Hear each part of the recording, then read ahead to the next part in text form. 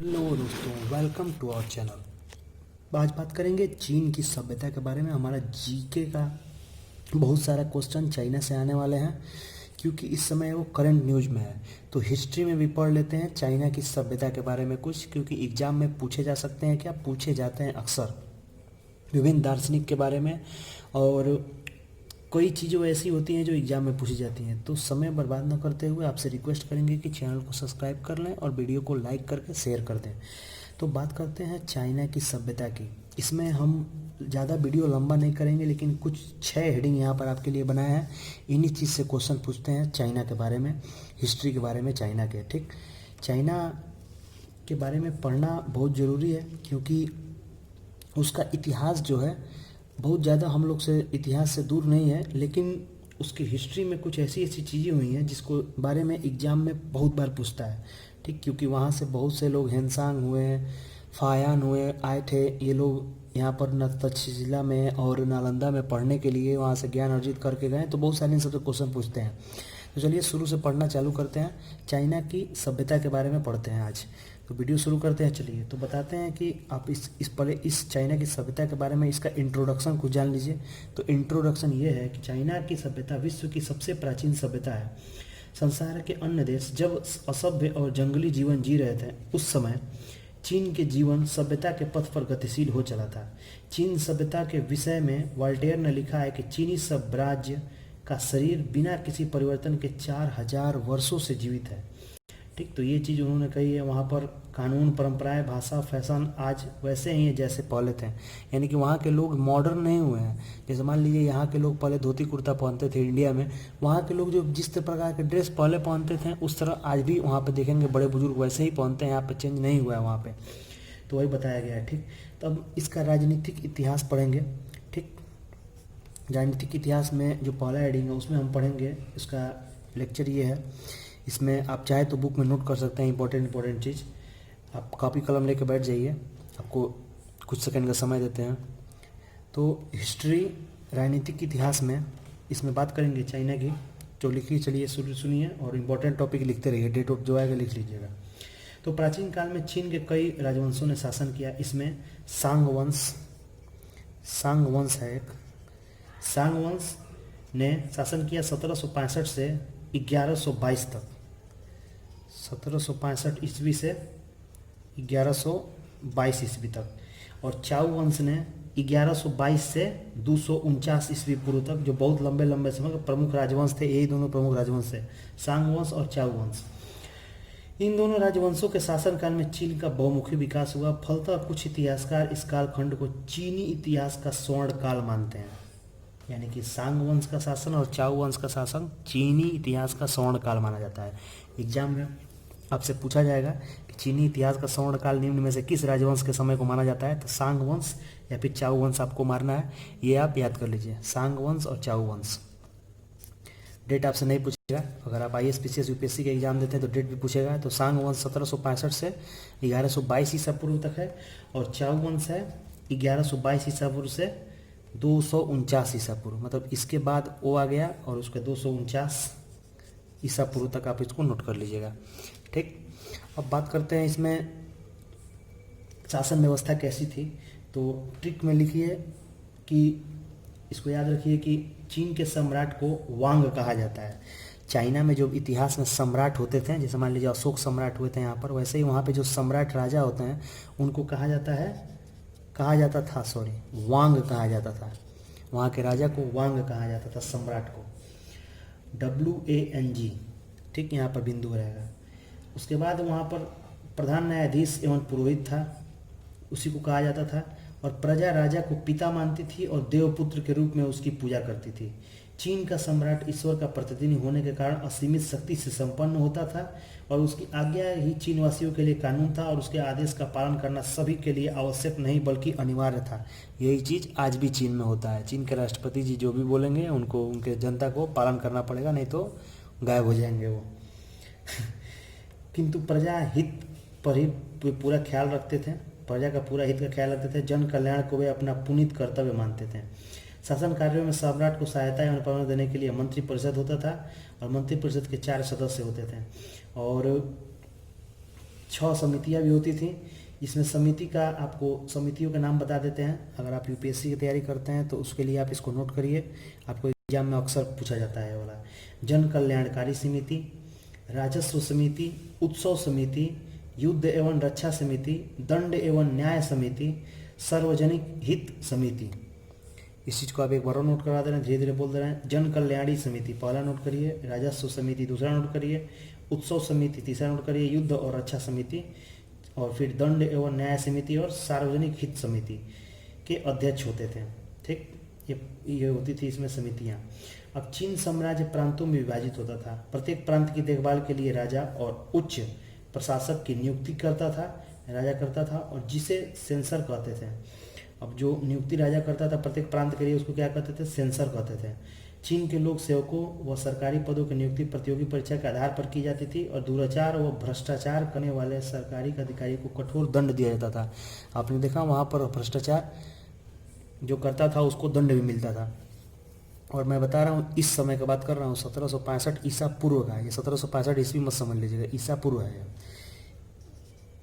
ईसा पूर्व, ईसा मसीह के जन्म के पहले जो डेट होता है। ठीक, तो ये चीज़ था, उसका राजनीतिक इतिहास था जो न सबसे ज़्यादा यही पूछा जाता है, इसलिए बता दें। इसके बाद तो उसमें बहुत सारे हुए हैं, लेकिन ये चीज़ अक्सर एग्जाम में पूछी जाती है।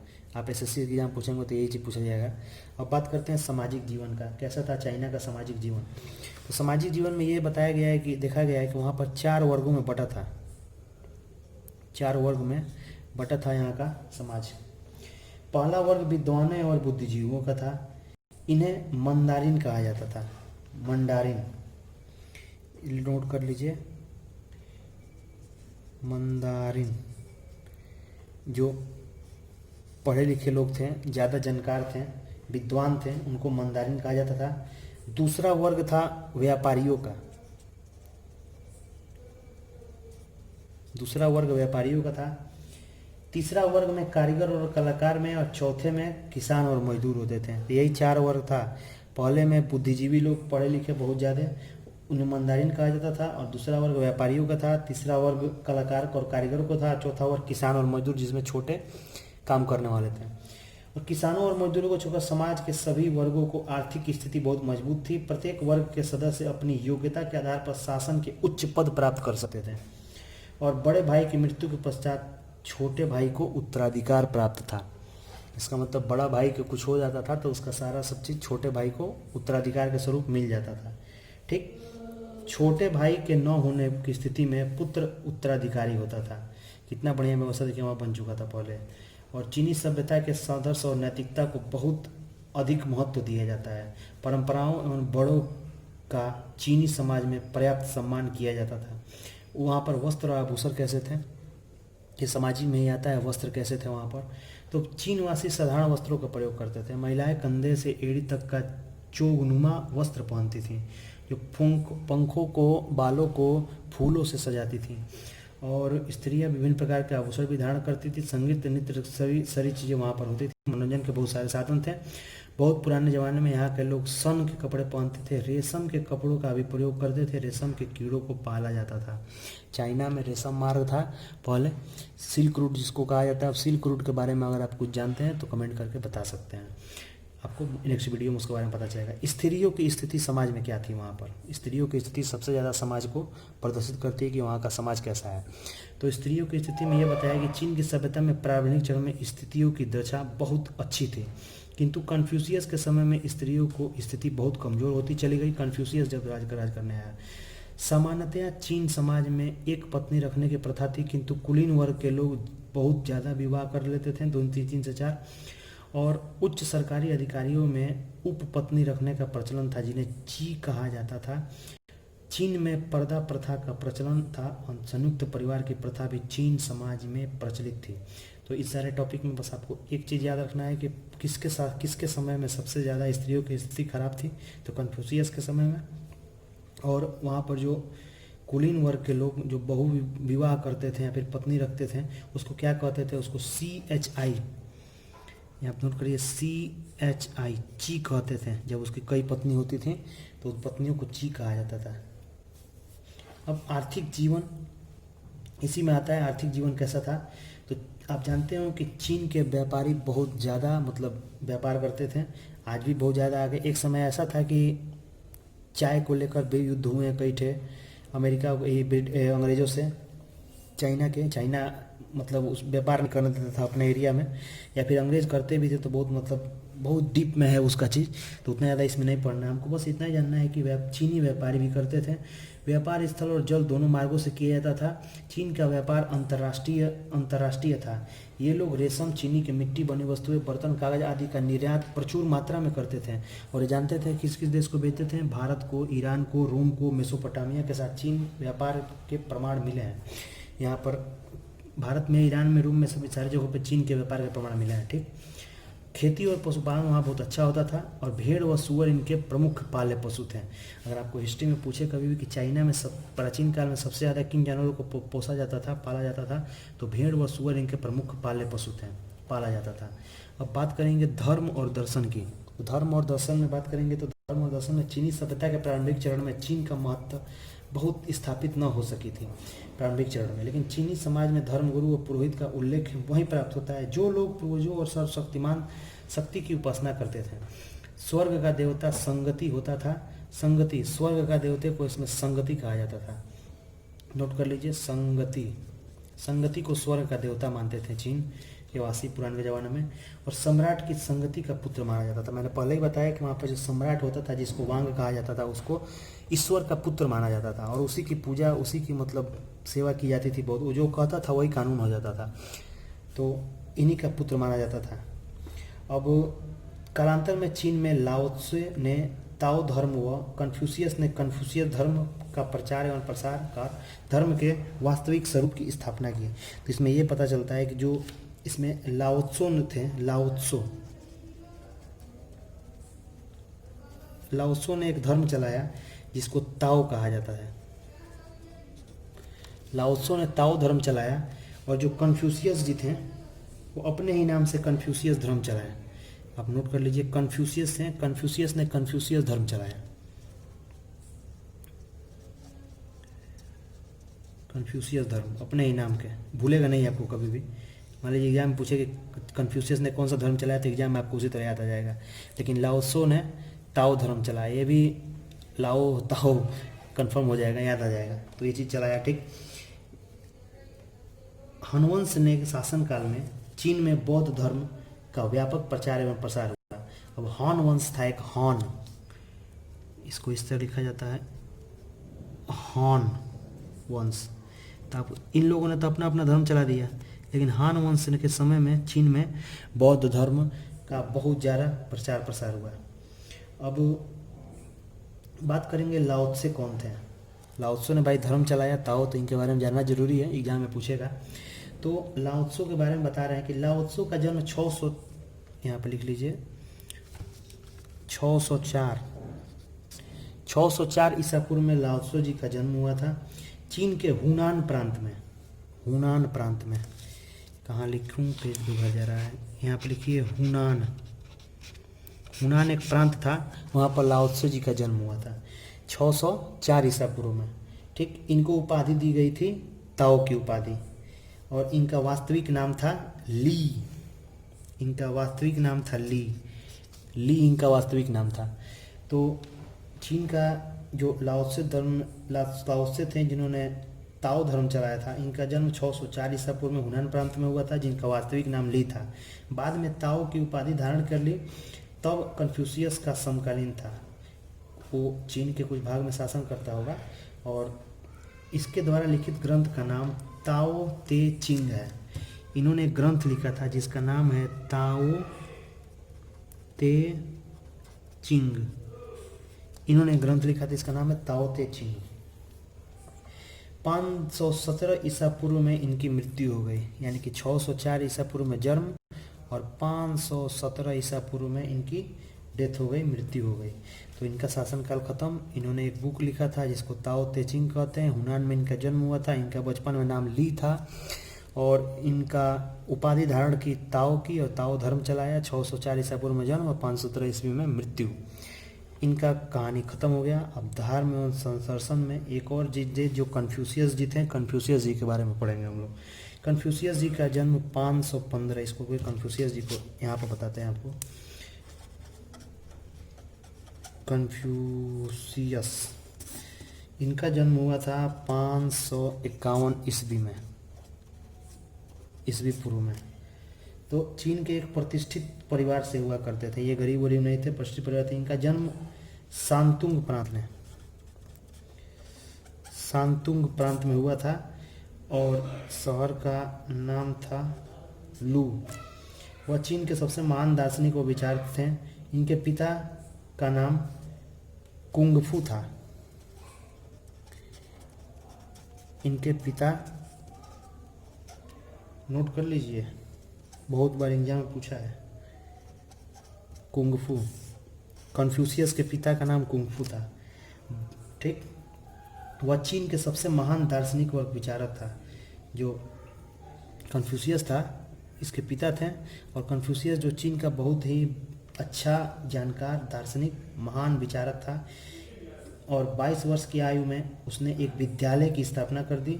उसने एक विद्यालय के माध्यम से अपने अपने विचारों को समाज में प्रसारित किया। वो अपने विचार होते थे उसको उसमें थोपता था वहाँ के बच्चों पर जो पढ़ने आते थे, ठीक। 72 वर्ष की आयु में 479 में ईस्वी में इसकी मृत्यु हो गई, ठीक। 479 में इसकी मृत्यु हो गई, 72 वर्ष की आयु में, ठीक। 521 में जन्म हुआ था, 72 जोड़ दीजिएगा, इसमें घटा लीजिएगा, 479 आएगा। उसके बाद इतना वो जिया था। इसने कुछ कार्य किए, उसको नोट कर लीजिए। इन्हें चीनी सभ्यता को बहुत ज़्यादा प्रभावित किया। कन्फ्यूशियस ने शिष्टाचार, मधुर पारिवारिक संबंध, सामाजिक सुधार एवं क्रांतिकारी राजनीतिक विचारों पर बल दिया। एक बार और सुन लीजिए, क्रांतिकारी विचार, राजनीतिक विचार, शिष्टाचार, मधुर पारिवारिक संबंध और सामाजिक सुधार में इन्हें बहुत कार्य किया, ठीक। अब हमारा चौथा आता है साहित्य और लिपि। चीन की इतिहास में साहित्य और लिपि कैसी थी? तो चीन की लिपि चित्र प्रधान लिपि थी। वहाँ पर चित्र बहुत महत्व था, चित्र का। कुछ भी लिखा जाता था चित्र से महत्व। आप चीन का भाषा भी देखे होंगे, अजीब अजीब सा ऐसे ऐसे ऐसे ऐसे ऐसे बना रहता है, ठीक। कई कई ऐसा ही चीन का लाइन होता है, पता नहीं कैसे लिखते हैं सब। इसमें लगभग 40,000 संकेत चिन्ह थे। जैसे हम लोग का होता है, इंग्लिश पढ़ेंगे तो 26 अक्षर, हिंदी पढ़ेंगे तो भी 52, 53, 54 ऐसे ही कुछ होता है, सारे शब्दों जो मात्राओं को ले ले तो फिर वैसे ही। लेकिन चीन में है तो 40,000 प्रतीक चिन्ह थे, लगभग अलग अलग। यह ऊपर से नीचे की ओर लिखी जाती थी। मतलब चाइना की जो पुरानी लिपि थी ऐसे लिखी जाती थी, 1 लाइन, 2 लाइन, 3 लाइन, 4 लाइन ऐसे लिखी जाती थी, ठीक। अब आप अगर देखना चाहते हैं कुछ सांकेतिक लिपि तो आपको यहाँ पर मैं दिखा देता हूँ। यहाँ पर देखिए चाइना की सांकेतिक लिपि कैसी थी। ये है चाइना की सांकेतिक लिपि, तो ऐसी होती थी वहाँ की सांकेतिक लिपि। आप यहाँ पर देख रहे होंगे वीडियो में, ठीक। चीन की महान दीवार जो थी ऐसी थी, देख लीजिए, सांकेतिक लिपि थी। चीन का एक पागोडा मंदिर है, इसके बारे में भी बताएंगे। ये पागोडा मंदिर है चाइना के, ठीक। और चाइना की चित्रकला का नमूना देखिए, उस प्राचीन काल में इतना ज़बरदस्त ये चित्रकारी है। वैसे इंडिया का चित्रकारी तो इससे बहुत बढ़िया है, जो आपने एक एलोरा की गुफाओं में भी देखा होगा। तो ऐसी थी चीन की चित्रकारी थी। चित्र प्रधान था, जिसे देख रहे हैं ना, आपको मैंने दिखाया वीडियो में, जो थोड़ा पीछे जाकर देख सकते हैं, उसमें चित्र बना हुआ था हर चीज़ का। तो इसमें चीन की लिपि कठिन थी, परंतु कन्फ्यूशियस और लाओत्सो जैसे प्रसिद्ध विद्वानों ने अनेक महत्वपूर्ण पुस्तकों की रचना कर दी। और उन्हीं लिपि में कन्फ्यूशियस ने ली चिंग, आई चिंग, सू चिंग, सी चिंग और छुन छिउ चिंग नाम की 5 पुस्तकों का ग्रंथ लिखा। इसी तरह लाओत्सो ने ताओ ते चिंग नामक ग्रंथ लिखा। एक बार नाम दोबारा पढ़ना सुनना चाहते हैं तो लिख लीजिए, दोबारा एक बार रिपीट कर देते हैं नाम को। नाम था जिसने कन्फ्यूशियस ने लिखा था, उसका नाम था ली चिंग। लिख दे रहे हैं, देखिए यहाँ पर इस पेज पे लिख दे रहे हैं, कन्फ्यूशियस वाला पेज पे, ली चिंग, आई चिंग। इसके बाद लिख लीजिए सू चिंग, उसके बाद सी चिंग। इसी प्रकार लिख लीजिए छुन चिउ चिंग। ऐसा ही अजीब अजीब नाम होता है चाइना का, देखते ही होंगे। उनका वहाँ के राष्ट्रपति का नाम है सी जिनपिंग, लगता है उसी का वंशज है। तो इसी प्रकार है। तो और उसके बाद इन्होंने पुस्तकों की जो रचना की, तो इन 5 पुस्तकों की रचना की ग्रंथ थे यह। और उसके बाद लाओ त्सो ने ताओ चे चिंग किया था, उसका ग्रंथ का नाम था, वो उन्होंने ये किया था। ठीक, कला और विज्ञान जो इसका टॉपिक है, अब कला और विज्ञान का टॉपिक पढ़ेंगे। कला विज्ञान में ये बताया गया कि वहाँ की कला, तो आपने देखा कि वहाँ पे कितना ज़बरदस्त, कितना बढ़िया साइंटिफिक रूप से चीन की दीवार बनाई गई है। ठीक, तो वही था। अब चीन की सभ्यता में विभिन्न प्रकार के कलाओं का विशेष दृष्टिगोचर होता है। स्थापत्य कला का ज्वलंत उदाहरण चीन की महान दीवार है, जो विश्व के 7 आश्चर्यों में एक गिनी जाती है। इस दीवार का निर्माण लगभग 2200 ईसा पूर्व में चीन की सम्राट सी हुआंगटी के शासनकाल में हुआ। चीन की दीवार किसने बनाया था, अगर आप किससे भी पूछेंगे तो मैं गारंटी ले रहा हूँ चैलेंज के साथ कि वो नहीं बता पाएगा कि चीन की दीवार किसके शासनकाल में हुआ था। आपको पता कर लीजिए, इसका नाम है सी हुआंग टी। इस चीज़ को नोट कर लीजिए, याद कर लीजिए, रट लीजिए, किससे भी कहीं भी पूछिए, कोई नहीं बता पाएगा। अगर आप 1000 आदमी से पूछेंगे तो एक आदमी बताएगा, मात्र एक आदमी बताएगा अगर आप 1000 आदमी से पूछेंगे। तो कैसा लगा वीडियो, अच्छा बताइए, शेयर करिए। देखिए एकदम लाइव आज का बनाया हुआ वीडियो है, 10:29 अभी मैं रिकॉर्ड कर रहा हूँ रात को। तो सी हुआंगटी ने निर्माण किया था, उनके शासनकाल में हुआ। वैसे तो आप, मैं बता देता हूँ, चीन के दीवार के बारे में आप हिस्ट्री अलग से पढ़ सकते हैं। वो कई बार वो डैमेज हुआ है, कई बार उसको दोबारा बनाया गया, लेकिन इसका पहली बार निर्माण इन्हीं ने कराया था। जिसकी ऊंचाई 22 फुट, चौड़ाई 20 फुट और लंबाई 2400 किलोमीटर है, बहुत लंबा। ठीक, चीन के लोगों के बहुत सुंदर राजमहल व भव्य मंदिर भी बनवाए। इसमें पागोडा मंदिर, जिसका तस्वीर मैंने अभी शुरुआत में दिखाया, संपूर्ण विश्व में प्रसिद्ध है। पागोडा मंदिर का आपको एक बार और दर्शन करा देता हूँ। ये है पागोडा मंदिर, इसको देख सकते हैं, पागोडा मंदिर ये है। ठीक, आप ध्यान से देखेंगे पागोडा मंदिर की तस्वीर में, यहाँ पर मेरा नेम TINU भी लिखा है लग रहा है टीनू लिखा है, आई स्वेयर ये मैंने लिखा नहीं है, ये उसी तरह बना हुआ है। ठीक, तो ये है पागोडा मंदिर, जिसको संपूर्ण विश्व में प्रसिद्ध है। लोग जाते हैं चाइना में घूमने तो इस मंदिर को देखते हैं। चाइना के क्षेत्र में भी चीनी चित्रकला निपुण थे। ठीक, चीनी सभ्यता में चित्रों को देखने से प्रतीत होता है कि यहाँ की कला चित्रकला में बहुत ही कौशल थे, बहुत बढ़िया थे चित्रकला में। अब बात करते हैं विज्ञान के रूप में। ठीक, सफलतापूर्वक चीन के चित्रकार कमल, घोड़ा, मानव आकृति के चित्र बनाने में तो अद्वितीय थे। मैंने चीन का भी चित्रकला उन्होंने देखा, तो आदमी जो हाथ पे सर रख के ऐसे सलाम की मुद्रा में है, नमस्कार के कर रहा है, एक शिकारी के टाइप का दिखाया गया है। उसका चित्र मैंने आपको भी वीडियो की शुरुआत में दिखाया था। वहाँ की विज्ञान के बारे में बताएंगे, वहाँ की जो विज्ञान कैसी थी, सॉरी ये इरर हो गया है, वहाँ की विज्ञान कला कैसी थी। कला तो मैंने बता दिया, कला बहुत सुंदर थी। वहाँ पर स्थापत्य कला के रूप में आपने चीन की दीवार देखा है, जिसको सी हंगटी के शासन में बना था। अब बात करते हैं विज्ञान के क्षेत्र में चीन को सूर्य की गति के आधार पर उन्होंने अपना पंचांग बनाया था। यहाँ पंचांग तो इंडिया में बन चुका था उससे बहुत पहले ही, लेकिन चलिए चाइना के बारे में हम लोग पढ़ रहे हैं तो चाइना के बारे थोड़ा बड़ाई करना पड़ेगा इस वीडियो में, क्योंकि हिस्ट्री हमारे लोगों ने बुक में ऐसे ही लिखी है, पुरानी सरकारों ने। निर्माण कार्य, जिसे देखिए सूर्य की गति के आधार पर उन्होंने पंचांग का निर्माण किया था और चंद्रग्रहण के सही समय की गणना की थी। चीन का पंचांग सौर ऊर्जा गणनाओं से मिलकर बनाया गया था। महीने चंद्रमा पर आधारित थे। देखिए महीने इसमें चंद्रमा पर आधारित थे। प्रत्येक महीने में 29 या 30 दिन होते थे। उन्होंने यह पता लगा लिया था कि वर्ष में 365 सही 1/4 दिन होते हैं एक वर्ष में। भूकंप का पता लगाने वाला यंत्र तथा कुतुबनुमा की खोज चीनवासियों की प्रमुख देन है। भूकंप का पता लगाने वाला यंत्र और कुतुबनुमा, ये 3 चीनवासियों की खोज है। उन्होंने कंपास बनाया तथा सूर्य घड़ी एवं जल घड़ी का आविष्कार किया। चिकित्सा में क्षेत्र में चीनी चिकित्सकों का ज्ञान अद्वितीय था। इसमें रोगों की पहचान तथा निदान की अद्भुत क्षमता थी। हुआतो और चांग चुंग इस सभ्यता के प्रसिद्ध चिकित्सक थे। जो चीनी सभ्यता के चिकित्सक के 2 नाम नोट कर लीजिए, बहुत बार एग्जाम में पूछे जा चुके हैं, जो बड़े लेवल के एग्जाम होते हैं। इनका नाम है हुआतो और एक और थे चांग चुंग और हुआतो। अब ये तो हो गया चाइना के। आपसे अब वीडियो में कमेंट करके हम आपसे पूछते देखते हैं बता पाते हैं कि नहीं कि इंडिया के 2 ऐसे भारतीय जो प्राचीन कालीन चिकित्सकों के नाम बताइए कमेंट करके। जब तक वीडियो देखते हुए, ये वीडियो ख़त्म होने वाला, वीडियो में कमेंट कर सकते हैं। 2 इंडियन चिकित्सक बहुत प्राचीन काल के। ठीक, अब बात करेंगे सबसे मेन टॉपिक चाइना की सभ्यता की देन, यही मोस्ट इम्पॉर्टेंट है जो अक्सर एग्जाम में पूछा जाता है। ठीक, मानव जाति के विकास में चीनी सभ्यता का विशिष्ट स्थान है। चीन के लोगों ने संसार को सबसे पहले प्रतियोगी परीक्षाएं प्रारंभ की थी। यहाँ पे प्रतियोगी परीक्षाएं, वहीं पर लिखित परीक्षाएं होती थी, प्रतियोगी परीक्षाएं। ठीक, तथा गणित के क्षेत्र में पाई का मान निश्चित किया। पहले प्रतियोगी परीक्षा प्रारंभ की तथा गणित के क्षेत्र में पाई का मान निश्चित किया। पाई का मान का खोज तो इंडिया में हुआ था, लेकिन निश्चित वहाँ पर किया गया है, क्योंकि बुक में देखिए, जिस बुक से मैं आपको पढ़ा रहा हूँ उसमें ऐसा ही लिखा है। सौर पंचांग बनाया, सूर्य घड़ी, जल घड़ी, भूकंप मापी यंत्र का आविष्कार तथा मानव सभ्यता के लिए एक बहुत बड़ी देन थी। चीनवासियों ने कागज बनाने की विधि, मुद्रण कला, चीनी मिट्टी के बर्तन आदि बनाने की कला विकसित की। बारूद का आविष्कार, नोट कर लीजिए, बारूद का आविष्कार चाइना में हुआ था।